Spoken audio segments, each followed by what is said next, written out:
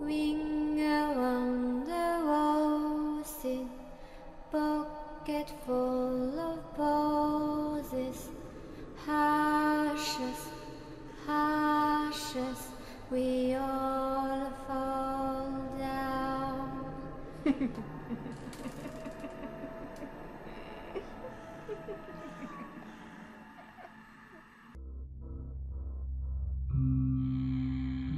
Je vous arrête là. Est-ce qu'on peut être honnête, juste le temps de mon récit? Je ne demande pas grand-chose. Je cherche à être comprise. Ou tout simplement qu'on me dise qu'on est à l'ère moderne. Et dans ce cas-là, eh bien, je ferme seulement ma gueule. On en est là aujourd'hui, malgré que des femmes se sont battues pour qu'on ait des droits de vote. Des femmes se sont sacrifiées. Des femmes qui ont donné leur propre vie pour que les prochaines puissent être dans l'égalité avec les hommes. Elles se sont battues pour nos droits. Et eux, parce qu'ils se sentent supérieurs à nous, se permettent de mal nous parler, de nous gifler, d'abuser de notre corps sans qu'on puisse rien dire. Nous devons élever nos enfants seuls, car eux ne se sentent pas concernés par l'éducation de leurs enfants. Ils étaient bien contents pendant les 10 minutes que cela a duré. Mais après, on n'assume pas les enfants. Bien sûr que c'est dur. Nous n'avons pas de mode d'emploi. Nous, les mères, on apprend comme tout le monde. Sur le tas, avec la fièvre maternelle, que nous avons nous pour la plupart, en grande partie des mères que nous sommes. On doit reconnaître les pleurs des enfants pour savoir s'il a faim, s'il a froid ou trop chaud, s'il a mal au ventre ou la couche est bien trop pleine pour lui, qui l'empêche d'être à l'aise. Tout ça, nous l'apprenons avec notre enfant, car bien sûr ils sont tous différents les uns des autres. Bien sûr que c'est dur de devoir se lever en pleine nuit, pour une tétine qui est tombée ou un petit ventre vide. Bien sûr que nous n'avons pas envie de le laver tous les jours. Déjà parce que c'est mauvais pour la peau. Mais qu'en plus, nous les mères, nous sommes tout simplement fatigués. Oui, fatigués. Ce n'est pas un mot insultant, ni même un mot qui est tabou. Et pourtant, quand une mère au foyer ose dire qu'elle est fatiguée, on lui dit qu'elle a toute la journée pour se reposer. Vous ne pouvez pas imaginer combien cette réflexion peut être blessante. On se lève pour nos enfants. Bien sûr qu'on les a voulus. Bon, certes, pas toujours, mais faisons comme si dans ce texte. On les rassure, on les garde, on se les niche contre nous. Avec les années, on les emmène à l'école, avec toutes les contraintes. Les non-dits des professeurs, qui se permettent de juger sans pouvoir donner une aide, qui parfois te menacent aussi. Dès lors que nous avons déposé gentiment l'enfant, on ne se recouche pas, non. On range le bordel que les autres habitants ont laissé durant une pauvre soirée à la maison, sans penser que le lendemain, la maman, l'épouse, la conjointe ou la femme puisse tout ranger le foutoir. Des chaussures lancées dans l'entrée, plutôt que d'être bien placées dans le placard. Se pencher, les prendre et tendre le bras pour les ranger, cela doit demander un trop gros effort. Mais pas pour les femmes au foyer, qui doivent faire ce geste un nombre incalculable de fois dans la journée pour pouvoir ranger au mieux la maison, où plusieurs êtres humains y vivent. Il est maintenant temps de lancer un programme de machine à laver. Mais pour cela, on doit partir à la recherche du bien si précieux, la panière à linge, mais vide. Ah bah oui, bien sûr, ce ne serait pas marrant si elle était déjà remplie. À nous, les femmes, de devoir faire une chasse au trésor dans toutes les pièces de la baraque. Sans oublier la salle de bain, où bien sûr, il y a une belle petite panière. Mais cela doit être trop dur de mettre le linge à l'intérieur. Cela doit être plus rigolo de viser à côté. Et une fois encore, nous devons nous pencher. Une fois bien regardé partout, nous pouvons enfin faire une machine à laver après une course-poursuite sans fin, qui nous a quand même duré 10 minutes, qui n'est pas rien. Encore mieux que des squats, et sans payer la salle de sport. Il faut bien sûr penser à gainer les abdos. Il faut aussi penser à s'hydrater. Qu'est-ce que nous avons ensuite? Ah oui, la fameuse vaisselle. Tu es donc pauvre, donc tu n'as pas de lave-vaisselle. Tu fais tout à la main, mais l'évier est magique. Il nous faut des feintes en mode, tu vois, je suis vide. Propre. Attendez 1 heure plus tard et hop, un verre, une tasse est apparue comme par magie. Car c'est bien connu que laver ceci, ça prend beaucoup de temps. Bien sûr, heureusement qu'il y a la bonne femme pour le faire. Une fois que cette dernière est faite, il faut bien également nettoyer ta plaque de cuisson, car la veille au soir, tu as voulu prendre les douches des enfants, ainsi que de les coucher. Une petite histoire, un bordage avec un bisou, un petit je t'aime qui fait toujours plaisir à recevoir. Je me souviens qu'à leur âge, j'aimais beaucoup comme mon père le faisait.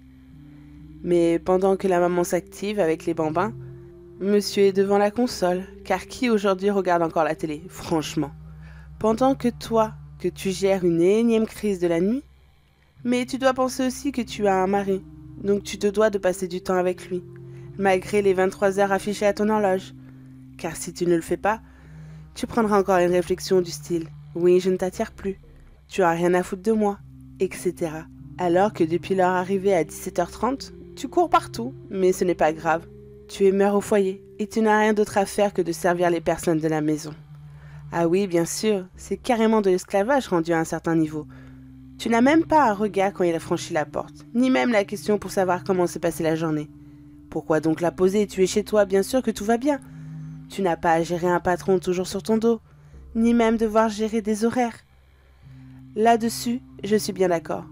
Mais parfois, on ne choisit pas d'être mère au foyer pour le plaisir. Parfois, c'est parce que nous n'avons pas le choix. Car les nounous coûtent aussi cher que ta propre paye, qui n'est pas du tout avantageux pour le couple. Alors, à défaut de ce service, on pourrait demander à la famille, ou la belle famille même. Vous savez, genre la nounou qui est la mamie. Mais on n'a pas toute la chance d'avoir une grand-mère compréhensible pour pouvoir garder les enfants. Mes parents ont décidé de s'éparpiller l'un dans le sud et l'autre dans le nord, car ils se sont séparés. Et mes beaux-parents, ils n'ont pas le temps. Ils en ont eu assez d'élever leurs propres enfants, alors pourquoi surveiller les petits-enfants? Alors voilà pourquoi nous devenions mères au foyer. Après, il y a d'autres facteurs, comme la maladie, l'argent comme je l'ai écrit, la peur de laisser son enfant aussi car il a peut-être conçu par FIF, qui a un parcours très dur émotionnellement parlant. Mais nous sommes traités de tous les noms. Nous profitons de l'État pour élever nos enfants, à croire que certains voient au-dessus de la tête des enfants qui, je le rappelle, n'ont pas demandé à naître, soyons d'accord là-dessus. Mais des mecs et femmes se permettent de dire que les enfants sont juste une rentrée facile due à la CAF. Mais ces propos-là, mais au secours. Pas plus tard qu'hier, j'ai vu sur une page Facebook, oui je suis vieille donc j'utilise encore ce réseau social. C'était une sorte de sondage pour savoir qui, selon la population française, voudrait voir bannir sur les plages. La grande majorité des personnes ont répondu sans scrupule qu'il fallait bannir les enfants des plages. Car ça crie, ça hurle, ça court. Et ça met du sable sur la serviette quand il passe un peu trop près. Alors oui, je suis d'accord que pour ceux qui cherchent de la tranquillité, ce n'est pas le meilleur endroit. Des enfants, cela s'éduque. Mais je n'ai qu'une chose à dire. À tous ces connards qui répondent cela. Avant d'être un adulte, vous étiez aussi des enfants. J'ai bien sûr laissé un commentaire en général et j'ai reçu que des bons retours. À part une folle qui me disait que les enfants d'aujourd'hui sont mal élevés. Oui, enfin, c'est aux parents de les éduquer, comme on la critique facile, pour dire qu'un chien est méchant. Il n'y a pas de mauvais chiens, seulement de mauvais maîtres. C'est pareil avec les enfants. Et encore, quand je vois que certains enfants sont encore plus polis que les vieux, ça laisse à réfléchir. Mais dans les commentaires, je n'ai pas vu que l'exhibition dérangeait, ni les alcoolos complètement ivres pouvaient poser problème. J'étais choquée.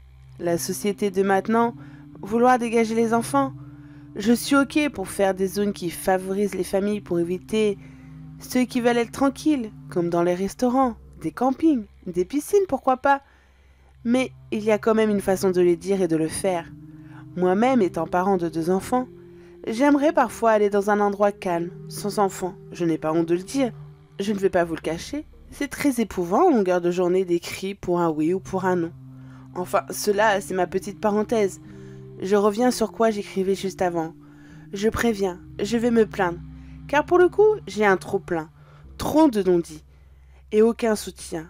Alors c'est sur vous que ça va tomber. Qui sait, je trouverai peut-être du réconfort avec vous dans les commentaires, mère ou père au foyer.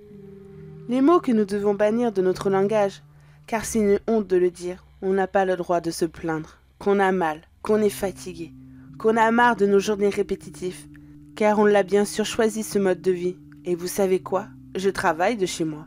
Et oui, je travaille sur les réseaux sociaux, car il faut bien que je m'occupe et ramène un peu d'argent à la maison. Mais bon, ça aussi, ça ne doit pas être assez. Dans une journée, j'enchaîne les rôles. Maman le matin, Femme de ménage jusqu'à midi voire 13h, car j'ai la chance que mes enfants mangent à la cantine. Et après, je suis sur l'ordinateur pour créer du contenu que vous puissiez voir. Et arrivé sur les alentours de 17h, je reprends le rôle de maman. Et parmi tout ça, il y a quelque chose qu'on oublie. Nous-mêmes, oui, on se perd. Nous ne savons plus qui nous sommes. Une mère, une femme, une épouse, un agent d'entretien. On perd notre identité. Tes journées se ressemblent, comme toutes les semaines. Tu te laisses aller. Tu n'as plus envie de t'habiller. Tu n'as plus envie de te maquiller. Pour toi. Car bien sûr, on s'apprête avant tout pour nous, et non pour plaire aux autres. Tu vas prendre un peu de poids. Non, pas parce que tu manges trop. Non, parce que tu dors peu. Ton corps est toujours en activité, que tu n'arrives plus à bien te reposer. Tu penses à tellement de choses que tu n'arrives plus à tout gérer. Tu as aussi les papiers. Et à côté, tu dois aussi affronter, oui, carrément affronter, tes beaux-parents. Car tu n'es plus la belle fille parfaite, qui fait une taille 38, qui ne mérite pas leur enfant, car je ne sais plus m'habiller convenablement. Je devais faire quoi? Frotter les chiottes en mini-jupe et porter un porte-jartel avec un magnifique croc-top, sans oublier les talons, pour qu'après on se fasse insulter de salope, parce que monsieur va bien sûr tout dire à sa sœur. Elle sait tout ce qui se passe dans la maison. C'est le genre de famille qui est méga intrusif. Dans la vie de leurs enfants, la mère qui appelle tous les jours, qui se permet d'insulter sa belle-fille sans que son fils n'intervienne. Mais tu espères qu'un jour cela change. Mais c'est le début de relation. Tu ne sais pas si cela va durer dans les temps. Mais après, tu as des enfants. Tu as une première grossesse, où malheureusement tu le perds à 6 mois. Tu es triste, tu pleures, tu te sens coupable. Tu entends dans l'oreille la phrase de trop. Tout va bien. S'il est parti, c'est que ce n'était pas son heure. Tu serres donc les dents, tu ne dis rien. Tu te remets doucement de ton curetage, un acte médical pour retirer ton enfant, alors que tu es sous anesthésie générale. En te réveillant, tu as des horribles visions, mais dès l'instant que tu sors de l'hôpital, tu dois oublier l'enfant. Tu dois tout oublier. Continuer de vivre sans que rien n'était, sans que rien ne s'était passé. De ne pas pouvoir parler de ce petit être, comme s'il n'avait jamais vécu, que ça soit sous ton propre toit ou chez ta belle famille. Mais toi, tu pleures sa non-existence, toutes les nuits. Tu y penseras toujours, certainement jusqu'à ta mort. Puis, 2 mois plus tard, sans t'y attendre, tu retombes enceinte, sans être spécialement prête pour ce bébé, mais tu ne vas pas le jeter. Il n'a rien demandé. Tu mènes ta grossesse à terme, sans le moindre problème. Jusqu'à la date fatidique, où l'équipe médicale te dit qu'il faut te garder pour faire un déclenchement, sans prévention, sans rien. Le lendemain de l'écho, on t'annonce après plusieurs heures de douleur, car tu as bien sûr été déclenché. Ton corps n'était pas prêt. On t'installe dans la salle d'accouchement, mais au bout de 5 minutes, tu entends le mot code orange, et ça part en césarienne, car ton enfant est en complication. Tout s'est bien déroulé. Une fois que tout ceci était terminé, le lendemain matin, tu as les visites, qui ne s'arrêtent jamais, pour voir l'enfant né, mais personne ne demande si la maman va bien. Mis à l'écart, ils prennent des photos du bébé. Tout le monde est content, c'est bien. 3 jours, tu rentres chez toi, mais personne pour t'aider, malgré les agrafes dans la peau. Mais tu te dois de t'occuper d'un nourrisson. Le papa, lui, a continué de travailler. Ainsi va la vie, comme on dit. Les années ont passé. Tu prends encore des remarques désobligeantes par ta belle famille. Tu es toujours à la maison à t'occuper de ton mari, des enfants. Car entre-temps, tu as eu un 2e enfant, que tu dois bien sûr élever. Entre-temps encore, tu continues de garder tes émotions pour toi. Tu gardes au fond de toi toutes tes remarques que tu as pu recevoir. Comme par exemple, « Je n'ai pas pu te trouver beaucoup de vêtements. Faudrait songer à perdre du poids, » dit la belle-mère. « Tu ne mérites pas, mon frère. Tu ne fais rien pour lui. Tu te laisses aller. Ne sois pas surprise s'il va voir ailleurs, » par la belle-sœur. « J'aimerais faire des sorties de shopping avec toi, mais tu refuses tout le temps. » Toujours la belle-mère. « Tu ne veux pas me toucher. Je ne te donne plus envie, c'est ça, » dit le conjoint. Tu es tellement épuisé psychologiquement. À quel moment tu as envie de faire plaisir à ton mec? Tu fais tellement dans la journée que tu as qu'une envie, c'est de faire ta meilleure nuit, qui ne viendra pas, car tu es tellement à l'affût du moindre bruit, que tu passes ton temps à te réveiller. Tout le temps. Mais ton devoir conjugal, dirons-nous, à un moment donné, tu penses que si tu n'accomplis pas le devoir, même si tu l'aimes mais que tu ne l'as pas envie de le faire, tu le fais quand même, car tu te sens presque honteuse de le laisser de côté. Mais moi, dans tout ça, qui s'inquiète pour ma santé? Qui s'interroge sur mon état d'esprit? Si demain je disparais, est-ce que quelqu'un va me pleurer? Tu as des séquelles depuis la mise au monde des enfants, car un abruti n'a pas pu faire son travail correctement. Et 10 ans après, tu en payes toujours les frais. Mais tu ne dois pas te plaindre, car je n'ai pas à me plaindre. Eh bien, vous savez quoi? J'ai reçu la réflexion de trop. J'ai complètement disjoncté. On nous prend pour des femmes faibles, car on dirige l'entretien d'une maison, les éducations des enfants. On nous sous-estime. J'ai crié avec l'odeur du sang qui ne cesse de répandre dans la cuisine. On ne sait jamais ce qu'on peut réellement faire sous le coup de la colère. Non, pas la toute petite crise de colère où tu dis que tu vas prendre une valise et partir. Non. Celle où tu ressembles à une furie, où tu as une envie d'envoyer tout le monde aller se faire enculer, par un homme ou même par un fruit, n'importe. Libre à votre imagination pour ça. Ce genre de furie. Je vais revenir dans les faits pour qu'on puisse me comprendre. Vous qui faites le repas, êtes-vous comme moi, c'est-à-dire à demander ce que ta famille souhaite manger? Car non, parce que tu n'as pas d'idée. Bon, certes, parfois tu as un gros blanc et tu ne sais pas quoi faire. Mais si on leur demande ce qu'ils souhaitent manger, c'est pour leur faire plaisir dans un sens, on est d'accord. Mais tu reçois encore et encore la phrase « Je sais pas, fais ce que tu veux ». Et une fois que tu mets les plats sur la table, tu te croirais à un enterrement, car ils n'avaient pas envie de ce que tu leur as proposé, alors que tu leur as demandé presque pendant 1 heure avant leurs idées. Je vais vous poser une question, c'est très simple. Quel est l'objet le plus lourd dans une maison? Toutes confondues, bien sûr, hein? Je vous laisse quelque temps. Le rouleau de papier toilette. Cet objet est révolutionnaire, tellement qu'il peut rester longtemps au sol, alors qu'une poubelle est disponible dans le cabinet. Toute la famille, hein? Mais non, personne ne le met à l'intérieur. C'est quand même du gros foutage de gueule. On ne sait plus quoi inventer pour nous mettre à bout. Alors, il y a quelque temps, je savais gérer ma colère. Je pouvais aussi suggérer des activités à faire en famille, accompagnées de la belle famille. Je prenais sur moi. J'arrivais à tout garder. Quand la pression commençait à monter, hop les écouteurs, un bon booster avec mes chanteurs préférés, et on redémarre de plus belle. C'est comme ça que j'arrivais à plus ou moins tout supporter. Oui, on était femmes au foyer. Mais on est des êtres humains aussi. Nous possédons un cœur aussi. Je ressens les émotions. Je ne suis pas un robot. Je fais la même chose tous les jours. Mais quand même, un merci pour un repas. De ce fait, ça fait toujours plaisir à entendre. On est dans une société où tout doit être normalisé. La femme à la cuisine et les hommes dehors à rapporter de l'argent. Et quand l'homme rentre du travail, il doit simplement s'installer devant la télé sans rien faire, sans rien dire à sa partenaire. Vous allez me dire pourquoi rester si tu es malheureuse comme ça? Parce qu'avant ce n'était pas comme ça. Avant on parlait de tout et de rien. On rigolait ensemble. On faisait même des voyages. Mais voilà que la routine faisait son entrée. Et sa sœur, est-ce qu'on en parle de la frangine? J'aurais pensé qu'on aurait pu devenir amis, trouver une confidente, une amie avec qui déconner, ou même faire des soirées entre filles. Mais non, même pas. Elle jurait que par son frère, qui était parfait, aussi bien physiquement et tout le reste. Au début, j'ai eu l'idée de merde de me plaindre à elle. Que son frère avait un comportement et des propos parfois durs à mon égard. Et elle, qu'a-t-elle fait? Elle est partie lui en parler. Elle venait à la maison assez régulièrement pour voir ce que je faisais à la maison. Si je l'entretenais bien. Que si j'avais un toit sur la tête et un endroit où vivre, c'était grâce à son frère et à personne d'autre. Et devant lui, elle était toute gentille, pouvait même m'aider à faire le dîner avec ses messes basses. Tout le long, mais faisait bonne figure vu que son frère était présent. Je n'en pouvais plus de cette pain-bêche.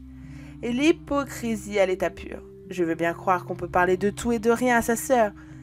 Je sais que nous avons besoin d'un jardin secret, mais là, c'était beaucoup trop. Un soir qu'il n'était pas encore rentré, elle est rentrée à la maison, car bien sûr, ce genre de famille intrusive avait la clé. Elle a commencé une fois encore à me dire que le ménage n'était pas encore parfait. La poussière restait sur le bord du meuble télé. Des araignées qui étaient dans le coin encore. Ma tenue n'était pas encore assez bien pour elle, pour accueillir son frère. À croire que j'étais mariée avec elle. Elle est venue tout près de moi. J'avais un magnifique couteau en céramique. Quand elle est passée, je n'ai pas réfléchi un seul instant, qu'un premier coup est parti dans sa direction. Où est-ce que j'ai visé? Je ne sais pas. J'avais les yeux fermés. Je n'assumais clairement pas ce que je venais de faire.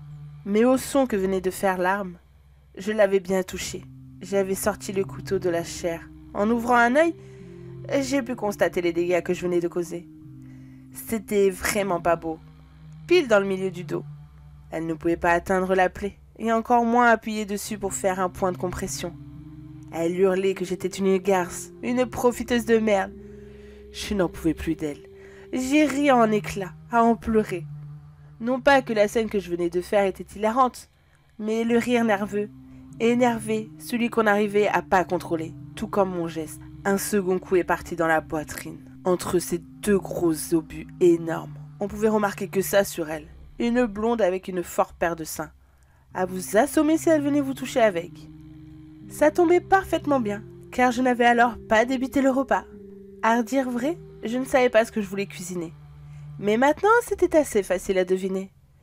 Nous allons déguster une belle blonde accompagnée de pommes de terre sautées. C'est ce qu'elle préférait au monde. Je ne parle pas des pommes de terre, bien évidemment. J'ai dû prendre facile 3 heures pour bien la découper, pour ne pas que mon mari puisse s'apercevoir qu'on mangeait tout sauf de la viande animale. Quoique la chienne, c'est un animal en soi. Quel humour de merde! Le reste de la viande, je l'ai mis au réfrigérateur pour mieux la conserver pour les prochains repas. Qu'il le veuille ou non, sa sœur sera présente à nos repas pendant un petit moment. Justement, le voilà qui est entré. Parfait timing. Je venais juste de finir de passer le dernier coup d'éponge sur une tache de sang. Les parties que je n'ai pas pu découper ou qui me répugnaient à le manger, je les ai données au cochon du voisin. Qu'est-ce que c'était pratique quand même! Des aspirateurs sur pattes. En ce qui concernait ses cheveux, elle en prenait grand soin. Je les ai donc envoyés à une coiffeuse en guise de don, pour en faire une perruque. Elle n'était pas très gentille avec les démunis. Donc c'était l'occasion rêvée. Voilà ce qu'une femme au bout du rouleau peut infliger à une personne qu'elle a haine. Ne fait que de monter en pression. Ça finit par exploser. Je le reconnais, qu'une femme supporte plutôt facilement la douleur. Et très fort émotionnellement. Mais à force de repousser le bouchon, il finit par aller trop loin. Et c'est ça qui s'est passé. Quand mon charmant mari est rentré, car oui, dans le fond, ce n'était pas non plus un grand vilain. Sous le coup de la colère, on peut dire de vilaines choses. Et puis je me dis que c'est sous la force d'un effet de groupe qu'il réagissait comme ça, comme il le faisait. Maintenant qu'un loup est mort, le petit mouton peut redevenir lui-même. Je n'étais pas une garce non plus, je sais très bien qu'il était fatigué de sa journée. Nous n'avions pas les mêmes horaires. Donc pendant la semaine, je le laisse souffler. Quand il rentre du travail, même si par moments, secrètement, j'aimerais beaucoup qu'il me donne un coup de main, comme pour faire le repas. Je ne demande pas une recette sortie du guide Michelin, mais un petit truc rapide. Mais c'est parfois trop dur d'attendre quelque chose qui ne viendra pas. Un soir, il était rentré plus tard que d'habitude, car les enfants étaient déjà au lit. Je n'avais pas soupé, je l'avais attendu pour une fois. Il avait une tête morose. Je voulais lui demander ce qu'il pouvait bien avoir, mais je n'ai pas eu le temps de poser la question qu'il m'avait demandé si j'avais vu sa sœur dernièrement. Car personne n'avait de nouvelles d'elle. L'une des rares choses qui était inimaginable, vu comment qu'elle se croyait le centre du monde. Cela faisait maintenant 3 jours qu'elle avait été portée disparue. Et 3 jours que mon mari adore la viande que je lui sers, qui bien souvent reprend une seconde assiette. D'un geste de la tête, je lui ai dit que non. Puis j'ai rajouté qu'elle devait peut-être être avec des amis, ou avec un nouveau mec, et qu'on n'en savait rien. À son regard, je remarquais bien qu'il ne croyait pas un mot de ce que je pouvais dire. Eux qui se parlaient tous les jours sans faute, même en pleine dispute. Si son téléphone sonnait, il décrochait toujours. Même au cabinet, alors là, une absence de 3 jours, c'était que pour lui, il s'était passé quelque chose d'horrible. Ma belle famille était partie au poste de police le soir même, pour déclarer une personne disparue sans donner de nouvelles. Je ne savais pas si cela allait fonctionner. Elle était quand même majeure et vaccinée. Au fil des jours, mon mari avait une humeur de plus en plus massacrante. On ne pouvait pas lui parler sans qu'il puisse s'énerver. Si j'avais le malheur de le contredire, il lançait un verre sur le mur, ou une chaise, enfin qu'importe quel objet, tant que c'était à sa portée. Alors le voilà le vrai visage de mon mari, un monstre violent. Il tombait de plus en plus dans l'alcool. J'avais la chance qu'il ne touchait pas les enfants, car là vraiment ce serait vraiment un enfoiré. Il a continué à chercher sa sœur même des jours après sa disparition. Je l'admirais d'une certaine façon. Je devais peut-être lui dire qu'il l'a mangée. Enfin, je ne sais pas, ça lui éviterait de tourner en rond, de éviter de toquer à la porte de tout le quartier. J'ai commencé à en avoir marre de cette tournure de ma vie. Franchement, ouais, j'en avais marre. Je devais agir, on ne pouvait pas continuer comme ça. Je voyais que rien ne changeait. Il me parlait toujours mal. Jamais de remise en question. Ok, sa sœur me laissait tranquille, mais maintenant, je suis en colocation avec mon mari. En fait, depuis le début que je suis mère au foyer, avant je travaillais, donc je ne suis pas stupide. Je sais ce que c'était de l'autre côté de la route. Mais là, je me sens comme dans une spirale infernale. Toujours les mêmes journées. Les mêmes disputes qui tournaient en rond, sans un changement de sa part.